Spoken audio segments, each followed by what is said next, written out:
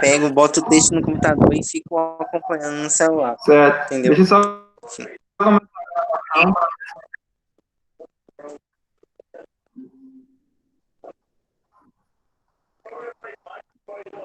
acho que agora tá gravando. Vamos começar, né? Sim, é bom certificar que tá gravando mesmo. Vamos lá. Objeto, utilidade e divisão do tratado.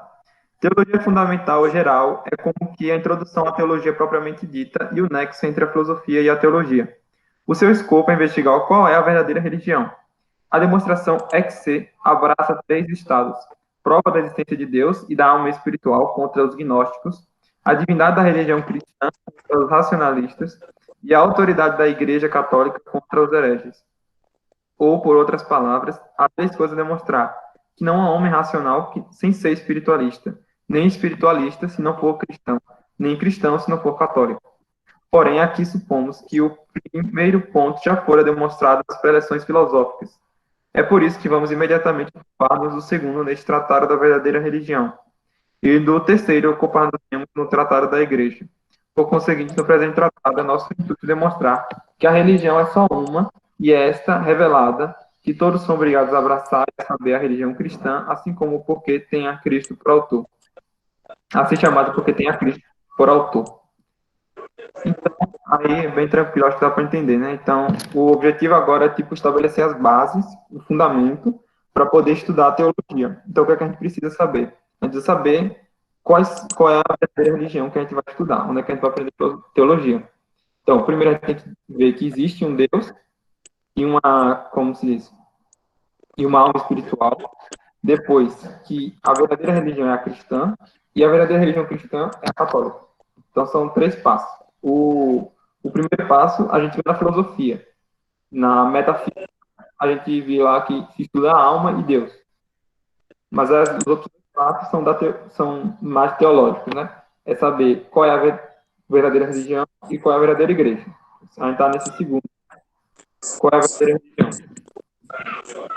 Então, alguém pode continuar aí e ler o primeiro ponto da utilidade? Sim, Vai, Giovanni. a utilidade desta investigação a todos é evidente, tá certo? É aí mesmo? Isso. Certo. É, A. Porquanto trata-se aqui de uma coisa necessária à salvação, pois ninguém pode conseguir o seu último fim sem que abrace a verdadeira religião. E, na verdade, como pode abraçá-la ou conservá-la depois de já abraçada, se não conhecer muito bem os fundamentos e os motivos em que se funda?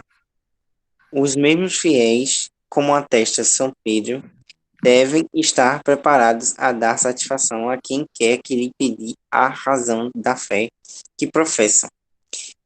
Quanto mais devem, então, estar preparados os sacerdotes a dar razão da sua fé para poderem confirmar nela a prebe e converter os infiéis à verdadeira fé. Continuo?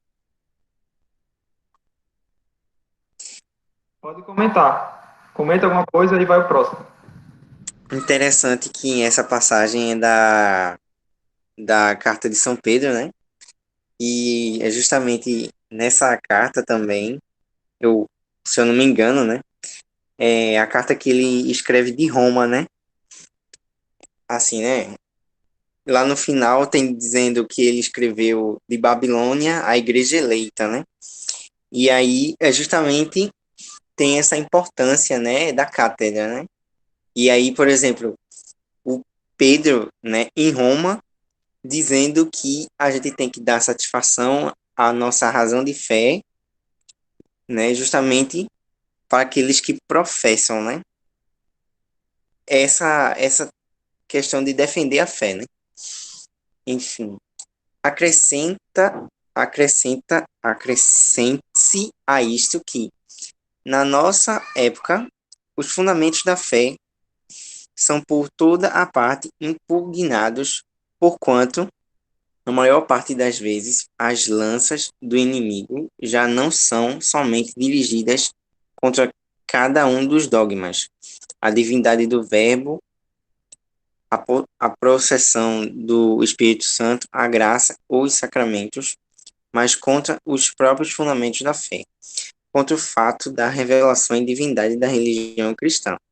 Então nasceu e largamente se espalhou pela orbe a doutrina do racionalismo ou naturalismo, a qual Maxina com o sumo empenho contra a religião cristã como instituição sobrenatural, arrostando de tudo, a fim de que, excluindo a Cristo, o qual é o nosso único Senhor e Salvador das mentes humanas, da vida e dos costumes dos povos, se estabeleça o reinado da mera razão e natureza, como lhe chamam.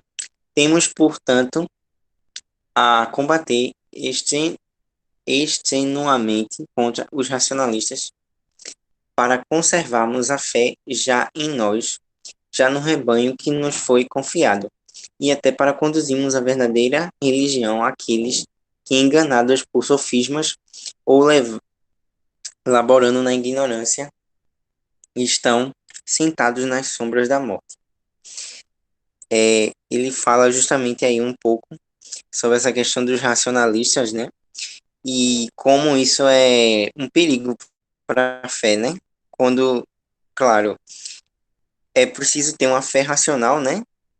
João Paulo II escreveu uma encíclica que se chama Fides et Ratio, né? Fé e razão, né? Porque se você só tiver só um fideísmo cego, você também não consegue articular a sua fé de uma forma racional, né? E pensar também que se você só ter só a razão, né? Só querer provar tudo a partir da razão, você também não tem fé. Então, eu acho que vai nesse equilíbrio entre fé e razão, né? Que é justamente o que os racionalistas não fazem. Os racionalistas levam tudo a partir da razão e se esquecem que é preciso também ter fé, né? E acreditar. E isso é um dos grandes maus do século, né? Que ocasiona o relativismo, enfim, uma série de questões que, assim, de certa forma, é, né, guerreia assim com a fé. É uma espécie de guerra espiritual que ocorre, né? Assim, né? Da tentação em você querer provar tudo pela razão, né? Três, divisão. O escopo deste tratado é demonstrar a divindade da religião cristã. Giovanni, Oi? Giovanni, Diz. deixa Agora alguém mais para ler? Eita, eu errei aqui na lista, eu coloquei Giovanni, mas o próximo é Maurício. Confundi. Maurício. Maurício, vai o próximo. Divisão. Divisão. O corpo deste tratado é demonstrar a divindade da religião cristã. Prepara-se o caminho para essa demonstração, mostrando que é necessária alguma religião. E, além disso, que a revelação é possível e até moralmente necessária. E por isso deve ser verdadeiramente investigada. Como, porém, entre as religiões que se proclamam divinamente reveladas, há uma que é preeminente sobre as outras, a saber, a religião cristã. Examina-se especialmente se a intervenção especial de Deus se manifesta na doutrina cristã, ou na história desta religião, ou na sua excelência sobre as outras religiões. Constará, portanto, de duas partes este tratado. Primeiro, da religião em geral, que é natural, que é sobrenatural. Segundo, da religião cristã em especial, cuja divindade demonstraremos com vários argumentos, como se vê na seguinte sinopse.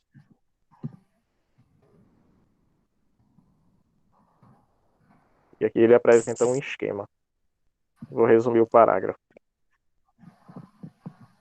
Bem, então aqui, nesse terceiro ponto, né, ele vai nos apresentar um escopo do tratado, né, em que esse tratado se orienta, primeiramente, né, em demonstrar a divindade da religião cristã, né. Ele fala mais adiante que existem três religiões, né, a qual Deus foi revelado. Acredito que essas três sejam o cristianismo, o judaísmo e o islamismo, né? E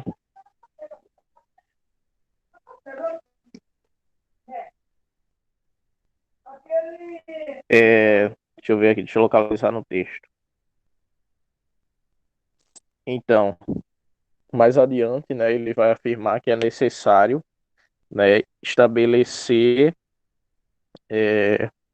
a diferença da religião cristã dentre essas outras religiões, né, que tem Deus revelado, e examinar, né, a intervenção de Deus na religião cristã, né, como Deus se manifesta na doutrina cristã, na história da religião cristã e tem a sua excelência sobre as outras religiões.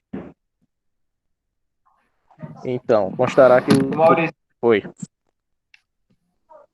ele disse que como é que é o nome?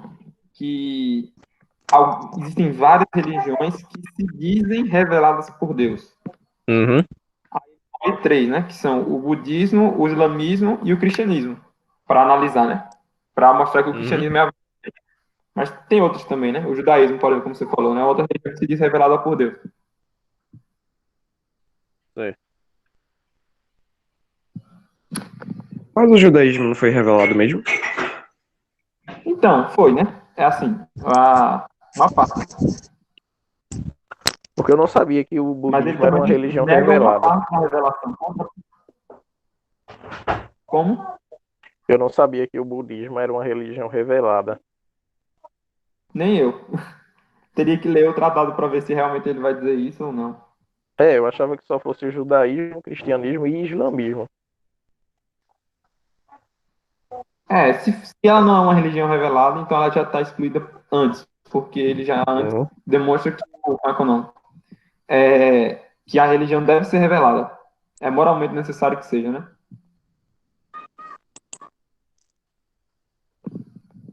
Dou continuidade?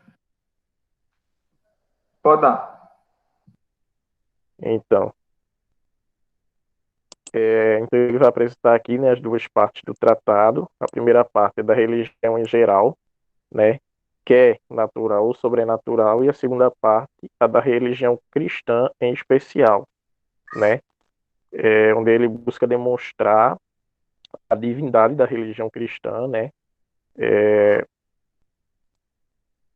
colocando argumentos, né, e mais à frente ele traz aqui um esquema. Esse esquema eu não estudei bem, não. Quem puder explicar.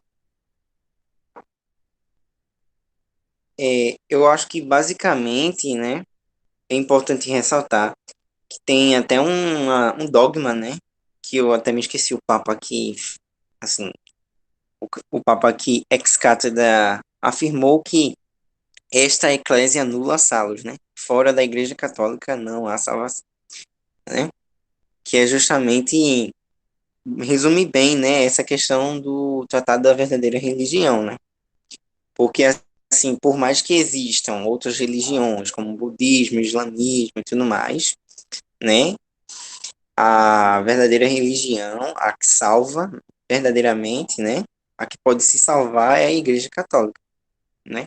Essas outras religiões, elas prefiguram ou têm algumas características que não são religiões perfeitas, né. A verdadeira religião, né, é a religião cristã, né, tecnicamente. Giovanni, Oi?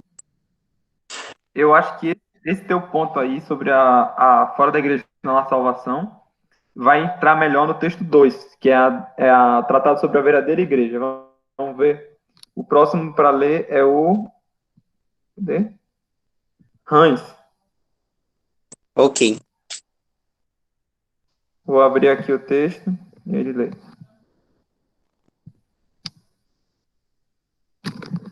Hans, pode começar aí o primeiro parágrafo?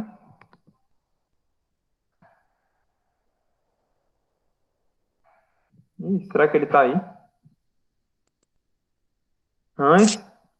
Só que assim, só explicando um pouco o esqueminha, né? A gente tem aí, nesse esqueminha do texto, né? Religião geral, em geral, né? O que consiste uma religião em geral no esquema. E aí ele vai apontando, né? A Oi, Lucas. revelação da religião, o discernibilidade, né? Os milagres que ocorrem na religião, né? A natureza, a possibilidade, né? Que ele fala aí que é o capítulo 1. O capítulo 2 seria a religião cristã, que eu acho que é mais ou menos esse que a gente vai ver agora, né? Não, porque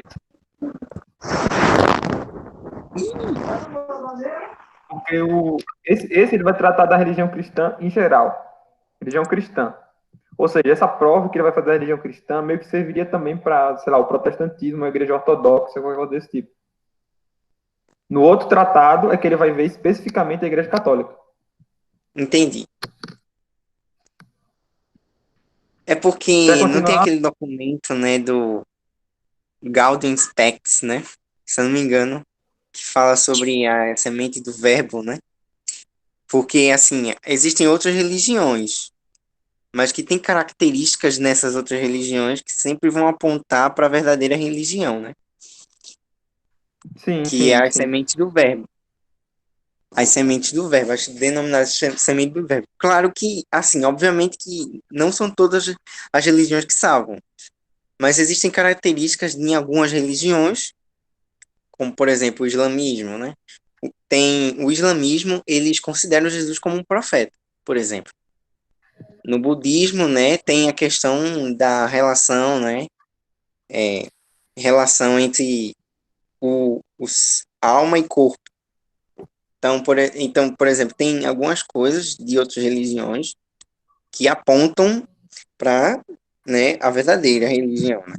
Claro que, obviamente, Sim, não são as verdadeiras religiões.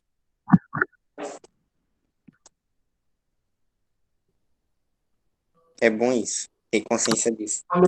o início do próximo texto? O próximo texto é o texto 2 de Taquere, né? Isso. Pode ler, Hans. Hans Miller, estás aí ainda? Hans, Hans, tem que ativar o som, Hans. Hans, ativa o micro. Olá, eu tô escutando aqui, mas tô fazendo minhas coisas aqui, rapaz. Ah, tá, beleza. Então vai, José Pedro. Ok. Vai, Pedro. Começa aqui, né? Objeto, utilidade e divisão deste tratado, né? Isso. Isso. Tá. Demonstrada a verdade da religião cristã, resta-nos investigar se Cristo instituíra uma sociedade religiosa, e qual é, entre as várias seitas que se gloriam com o nome de cristão, a verdadeira igreja instituída por Cristo, e de que modo esteja organicamente constituída. São três principalmente as sociedades existentes que disputam ser a verdadeira Igreja de Cristo: a Igreja Romana, as igrejas gregas e as várias seitas dos protestantes, entre as quais está preeminente a Igreja Anglicana. Vamos agora investigar qual destas corresponde ao conceito de igreja fundada por Cristo, e em seguida delinearemos qual a sua constituição intrínseca. Aqui ele fala que depois dessa etapa da demonstração da religião cristã como religião verdadeira, tem a grande questão que é saber se Cristo instituiu uma sociedade, como eles chamam aqui, né, religiosa, e se ele instituiu, qual das que se apresentam hoje é a verdadeira. Aí ele cita a Igreja Romana, as igrejas gregas. Aí é que eu fiquei em dúvida se são as orientais ou as ortodoxas. Eu acho que sejam as ortodoxas.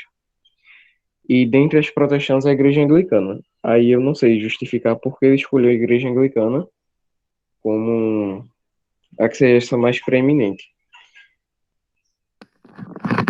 Ele está falando das ortodoxas, né? Porque as igrejas orientais católicas estão em união com a igreja romana. Então, na verdade, são a igreja romana também, né? Certo. Sim. Agora, por que ele escolheu como é que é o nome? A anglicana, eu acho que por dois motivos. Primeiro, ele está escrevendo isso aí em 1940 e alguma coisa. Então, assim, a igreja anglicana era muito mais forte do que é hoje, né? Hoje em dia ela está bem mais desfacelada, né? E também porque dentre as igrejas protestantes, como ela tem uma unidade maior do que as outras são muito mais divididas. Então termina que ela termina sendo uma das maiores, se não a maior das igrejas protestantes. Pelo menos era na época, né? Hoje em dia ela também está muito dividida. Mas é porque Eu acho que é também por isso que ela tem características, né, similares à Igreja Católica também, né? sim, Algumas ela também tem uma certa característica de disputar mais esse título de verdadeira igreja, porque enquanto a maior parte das outras igrejas meio que não consideram que existe uma verdadeira igreja, né? As seitas protestantes em geral, a igreja anglicana já vai dizer que existe realmente uma verdadeira igreja visível, instituída por Cristo. Então, aí já é uma condição diferente, que faz ela disputar um pouco mais o cargo. Entendi. Continua, tá? Então, bem, a todos é bem patente a importância desta disputa. Porquanto, devendo a religião cristã, em vista do que foi dito, ser abraçada por todos aqueles que querem conseguir a salvação, importa muitíssimo examinar cuidadosamente se Cristo instituiu alguma sociedade onde com segurança se conservasse e pregasse a doutrina revelada necessária para a salvação, qual seja aquela sociedade, se e em que sentido devemos aderir a ela e obedecer-lhe. Aliás, por nossa culpa, pode ficar frustrada o nosso fim e a eterna bem-aventurança. Além disto, tendo já ficado rota, desde os tempos de Pócio e de Lutero, a unidade que antes vigorava entre os cristãos, os discípulos de Cristo, principalmente os seus ministros, devem trabalhar com todas as suas forças para restaurar esta unidade, e não podem trabalhar para isto sem aprofundarem a doutrina exposta neste tratado, porquanto não é com invenções humanas, mas pelos meios determinados pelo mesmo Cristo que pode restaurar-se esta unidade, ou perseverar depois de restaurada. E a este estudo imperem-nos também os ataques dos adversários, porquanto, esforçando-se por reivindicar sua separação da Igreja Católica, não se envergonha de invectivar com várias calúnias aquela que é a mãe de todas as igrejas. E essas calúnias é necessário rebatê-las e refutá-las. Então, ele dá aí 3 pontos porque é importante esse estudo desse tratado da verdadeira igreja, né? São 3. O primeiro é pela própria necessidade natural, né? O segundo é pela questão do ecumenismo. E o terceiro é uma questão apologética, né? Ou seja, a nossa própria necessidade, a necessidade da igreja e a necessidade dos que estão fora da igreja. Esses três pontos que ele dá de necessidade para estudar esse tratado. E eu acho que é um dos tratados mais interessantes que a gente pode estudar, que muita gente se interessa também em estudar, esse tratado aí é muito importante. E às vezes a gente não estuda bem, né?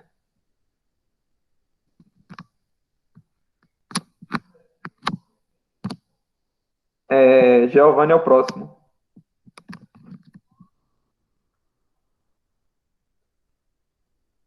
Giovanni com G ou... Só tem um. Ok. Eu tava olhando aqui, justamente, eu tava pesquisando aqui, porque tem um padre que se chama São Paciano, né, de Barcelona, que ele diz justamente que cristão é meu nome e católico é meu sobrenome.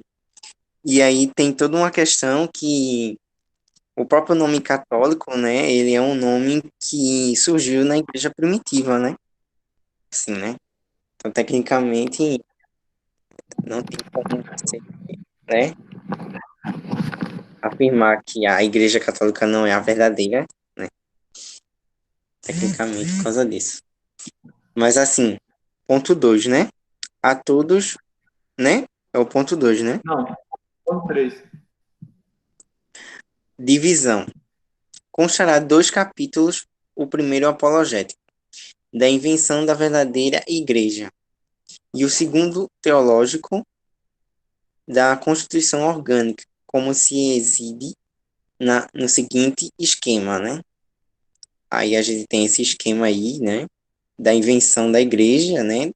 Que da própria natureza da igreja, das notas da igreja, da constituição da hierarquia da igreja. Aí a gente tem o Romano Pontífice, dos bispos, dos membros da igreja e das relações entre igreja e Estado. Acho que basicamente esse é um resuminho do esquema. E aí a gente tem, né, o que a gente chama de doutrina do que é uma espécie de eclesiologia, né? É justamente do que seria a igreja, né? As características da igreja, né? Unidade, apostolicidade, catolicidade, santidade. Logo, fora da igreja não há Aí nenhuma salvação. É, é aquilo que eu tinha falado, né? Sobre fora da igreja, esta eclésia nula salus, né? isso. É, eu acho que aí ele vai fazer uma eclesiologia, por assim dizer, mas é nesse âmbito de mostrar qual é a verdadeira religião. Ainda não é no âmbito de, teologicamente, a partir da revelação e a partir da doutrina da igreja, estabelecer qual é a natureza da igreja. Isso aí é uma parte, isso aí é da teologia especial, não da fundamental. Tá certo. Então, Maurício, pode começar o próximo, por favor. O próximo texto, né? Objeto, utilidade e divisão deste tratado. Já demonstramos o duplo fato histórico, a saber, que a religião cristã foi devidamente revelada e que esta deve ser fielmente conservada e autenticamente interpretada pela Igreja Católica. Daqui surge como uma questão a saber os vários dogmas em que devemos crer, ou quais são as fontes ou lugares de onde possamos deduzir os argumentos com que possam expor-se os dogmas católicos, provar-se e defender-se. Então, nesse primeiro parágrafo aqui, né, ele vem falando, né, que a religião cristã é devidamente revelada, né, e que a Igreja Católica, somente ela, tem a autenticidade de interpretar, né, as revelações, né. Porquanto, assim como Aristóteles, na obra intitulada Tópica, descreveu os lugares onde, porém, e procurasse os vários gêneros de argumentos, assim também os teólogos julgaram necessário descrever os lugares particulares de onde pode expor-se a doutrina católica, confirmar-se, provar-se e defender-se. Portanto, os lugares teológicos são fontes ou tesouros onde os teólogos podem ir procurar todos os seus argumentos para expor, provar ou reivindicar a doutrina da fé. Daqui se segue que este tratado ocupa na teologia o mesmo lugar que a lógica na filosofia, e por isso é da máxima utilidade. Porquanto, para que a teologia seja uma verdadeira ciência, é necessário que os dogmas católicos sejam expostos não só retamente, mas também sejam provados solidamente, e que daqueles e que, e que deles se deduzam as conclusões conexas por ordem lógica, segundo o método científico. Porém, isso não só isso não pode fazer constantemente, se não recorrer às fontes teológicas, cuja existência, força e uso o presente tratado declara. Logo, este tratado é necessário para expor a teologia do modo científico. Ou seja, ele vem falando aqui nesse parágrafo, né, que é necessário não só crer nos dogmas, mas defender os dogmas com argumentos racionais, né, passando pela a razão lógica, e se sustentando na teologia. Continuo lendo. Espera aí. Não, agora é o José Pedro. José Pedro As, tá aí ainda? oi? Pronto. As fontes Pode ir. teológicas propriamente ditas primárias são as Escrituras e a tradição. Segundo o Concílio Vaticano, esta revelação sobrenatural, segundo a fé da Igreja Universal, declarada pelo Sínodo Tridentino, const- contém-se nos livros e escritos e, sem serem escritos, as tradições. Tá cortando aqui, né? As quais, recebidas da boca do próprio Cristo pelo apóstolo, ou ensinadas pelos mesmos apóstolos. Não sei que palavra é essa. Sob a inspiração. Pronto, sob a inspiração do Espírito Santo. De mão em mão chegaram a nós. Realmente, a teologia é a ciência da revelação. E, na verdade, a fonte própria da revelação é a palavra de Deus, que só pode ser de dois modos, escrita e ensinada. Mas porque a teologia é uma ciência e não uma simples exposição da revelação, usa-se da filosofia e das ciências humanas como lugares ou fontes secundárias e subsidiárias para confirmar os dogmas ou reivindicá-los contra ataques dos adversários. Teremos, portanto, três artigos: da tradição, da escritura e das fontes subsidiárias. Pronto, aqui no ponto 2, no primeiro parágrafo, ele fala de quais são que as fontes da teologia são propriamente ditas, são as escrituras e a tradição, porque delas vem a revelação, que é sobre o que a teologia estuda, né? Sobre o que a teologia versa. Propriamente dita, e ele fala aqui, como declarou no concílio, que essa revelação se dá ou pelas tradições ou pelos escritos, ou pelas escrituras, no caso, né? E no segundo parágrafo, ele fala que a teologia é realmente como uma ciência, ou seja, ela tem método, tem todas as características próprias de uma ciência. Ela não é só a exposição dessas verdades de fé, mas ela tem esse tratamento científico, né? E depois ele fala aqui que, como tem essa necessidade de um tratamento científico, ela tem outras ciências que ajudam. Alguém vai falar? Só um adendo também é que, claro que as ciências humanas elas são subsidiárias, né? Mas assim, o que tem que nortear, né, é justamente uma análise teológica, é justamente a revelação, né? O depósito fidei, depositum Sim. fidei, né? O depósito da fé, Uhum. né? E isso foi um dos erros da teologia da libertação, obviamente. Só para um adendo também disso, né? Pronto.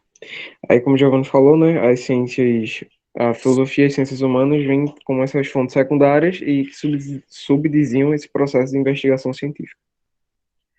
Aí depois ele fala da divisão dos tratados. Primeiro ele fala sobre a tradição, as escrituras e as fontes subsidiárias, como tem aqui no esquema, né? Aí sobre a tradição ele vai dizer da existência, os meios por que se transmite e o uso da teologia. Sobre a escritura, ele fala sobre a canonicidade dos livros, da inspiração e o seu uso na teologia. E as fontes subsidiárias, a filosofia, as ciências naturais e a história profana. Só um adendo é que essa questão de em 2 Tessalonicenses 2,15, né? Diz assim, né? Assim, pois, irmãos, ficai firmes e conservai os ensinamentos que nós aprendestes, seja por palavras, seja por carta nossa. Então, a tradição oral e a tradição escrita, né? Então, assim, até a própria escritura, né, deixa claro que existe a tradição oral e a tradição escrita, né? Que são algo que é de origem apostólica, né? Essa questão de tradição e escritura, né? Sim, sim. Então, bem. Deu. Que horas são? 11h03. já terminamos todo o conteúdo do encontro. Eu só vou entrar aqui para mostrar para vocês exatamente para a gente ver logo o que vai ser o próximo encontro, né? Tu vai continuar gravando ou já vai desligar? Vou deixar gravando. Alguém quer falar mais alguma coisa? Eu acho que é importante, né, ressaltar que em tempos como nós, né, vivemos, né, século XXI, é necessário, né, assim, essa defesa da fé, né? Por mais que, obviamente, né, para termos também as certezas do que acreditamos, né?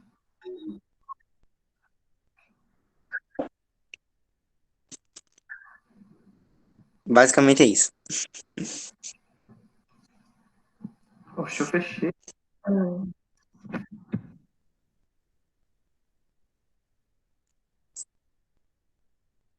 De novo.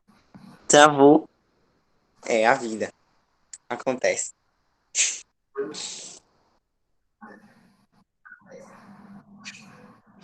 Eu achei que estava muito lento, aí fui inventar de entrar para outro lugar, mas depois desisti e voltei.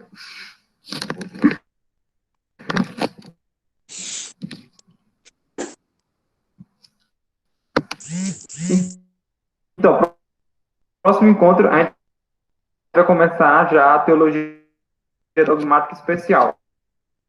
Né? Olhar os tratados. Então, se eu me lembro bem, a gente vai ver o tratado sobre Deus, né? Deus Uno, Deus Trino, Deus Criador, acho que são esses três. Deus,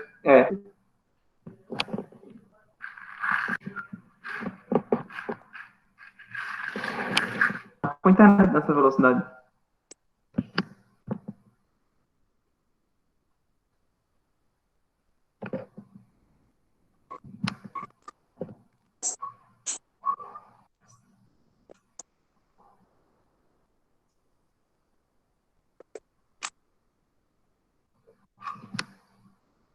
Cadê? Não entra não.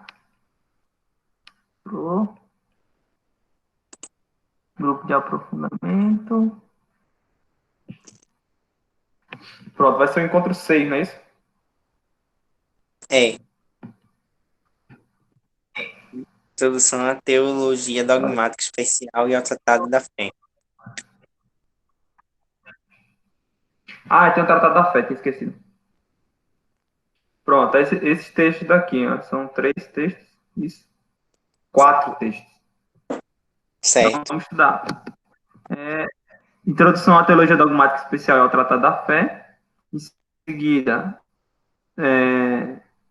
Tratado do Deus Uno. E Tratado do Deus tratado. Trino.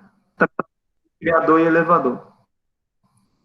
Pronto. E o texto 5, sim. Aí o texto 5 que eu coloquei aqui é a sinopse da Suma Teológica. Então, é só o resumindo da Suma Teológica.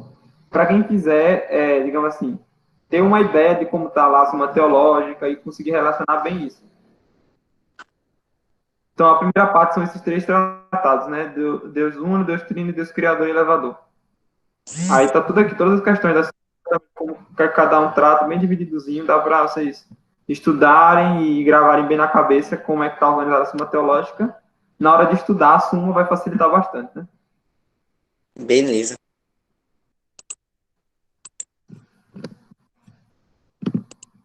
Mas aí está marcado como opcional aqui. Fiquem tranquilos. Bem, vou interromper a gravação.